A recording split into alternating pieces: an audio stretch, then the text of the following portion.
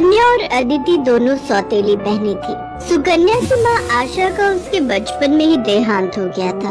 उसके पिता मनोहर ने दूसरी शादी की और सुकन्या की सौतेली माँ सरिता के घर में आ गई। सरिता ने आते ही पूरे घर को अपने कब्जे में कर लिया। वो हमेशा सुकन्या से पहले अपनी सगी बेटी अदिति पर ध्यान देती थी। मम्मी, ये देखो मेरा नया सूट, शाम के फंक्शन में ये कैसा लगेगा?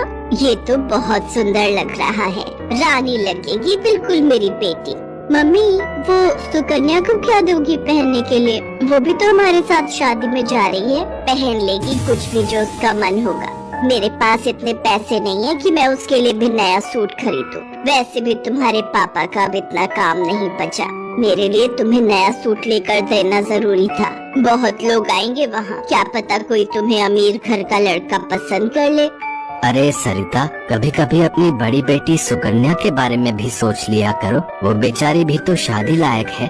बस आ गए अपनी लाडली बेटी के बारे में चिंता करने। पता नहीं कौन से मनहूस दिन मेरी तुम्हारे साथ शादी हुई थी। जब से आई हूँ एक ही नाम तुम्हारे मुंह पर चढ़ा हुआ है। देखती हूँ सुकन्या सुकन्या। अरे तुम्हारी दूसरी बेटी अदिति भी कुंवारी है, वो भी तुम्हारी ही बेटी है। उसके बारे में भी कुछ सोचा करो। मैं हूँ जो पैसे जोड़ जोड़ कर अपनी बेटी को सूट दिलवाए हैं। अब शाम को चलने की तैयारी कर लो, बहुत बड़े बड़े लोग उस शादी में आएंगे। ये तो मेरी सहेली पुष्पा की बड़ी मेहरबानी है जो उसने हमें एक कार्ड दे दिया, वरना हम गरीबों को इस शहर में और इतनी बड़ी शादी में कौन पूछेगा। मनोहर को पता था कि सरिता का स्वभाव बहुत ही खड़ूस है, इसलिए वो चुपचाप अपने कमरे में चला जाता है। शाम को सब लोग शादी के लिए तैयार होते हैं। अदिति बहुत ही सुंदर सूट पहनकर तैयार होती है। सुकन्या के पास तो कपड़े ही नहीं थे।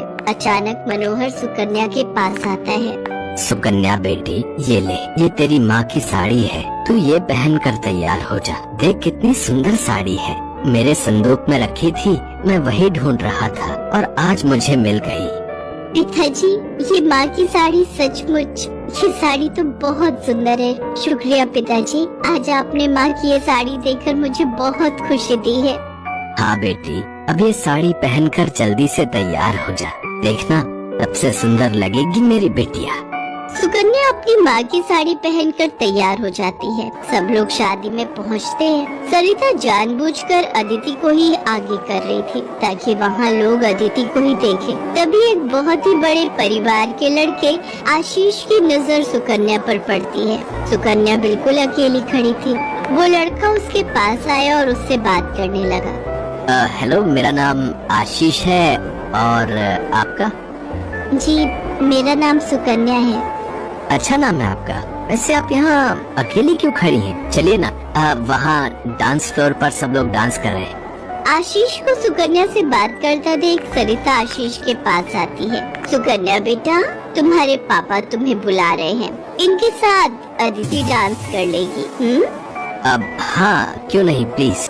मनोहर ने तो सुकन्या को बुलाया ही नहीं था। ये सब तो सरिता की चाल थी। थोड़ी देर बाद सुकन्या फिर से खड़ी थी। अदिति आशीष के साथ डांस करने लगती है। आशीष अभी भी सुकन्या की तरफ ही देख रहा था। शायद उसे सुकन्या पसंद आने लगी थी।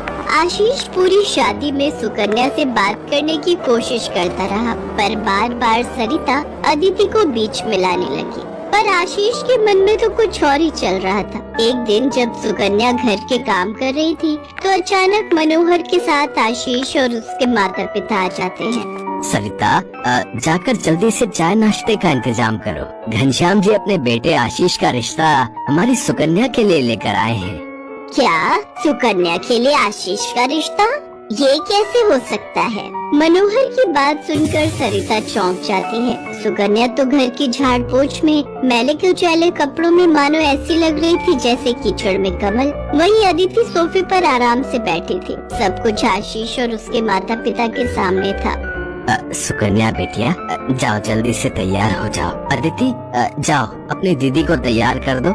कोई जरूरत नहीं है तुम्हें उसे तैयार करने की। तुम उसकी नौकर नहीं हो जो उसे तैयार करो, अपने आप हो जाएगी तैयार। ये रिश्ता उसके लिए आया है, अदिति उसकी नौकरानी नहीं है। अंदर चल रही सरिता और मनोहर की बातें थोड़ी थोड़ी आशीष और उसके माता पिता के कानों में आ रही थी, इसलिए मनोहर बाहर आ जाता है।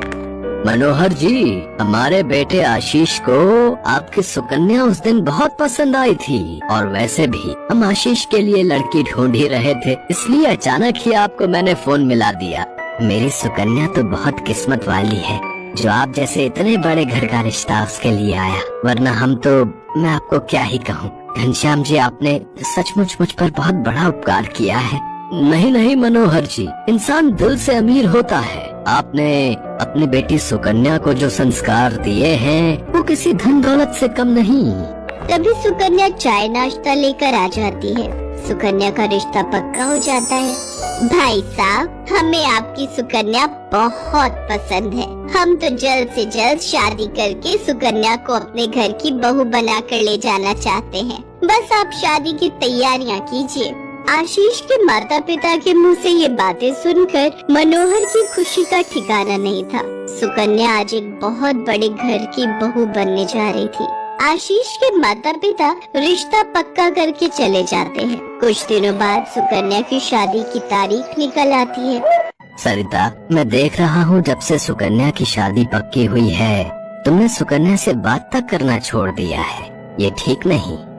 तुम अपनी बेटी की शादी करो, मैं इस शादी में कोई हाथ नहीं लगाऊंगी। ये रिश्ता मेरी बेटी के लिए था। मैं चाहती थी आशीष के साथ अपनी बेटी का रिश्ता करना, पर तुम्हारी उस सुकन्या ने सब काम खराब कर दिया।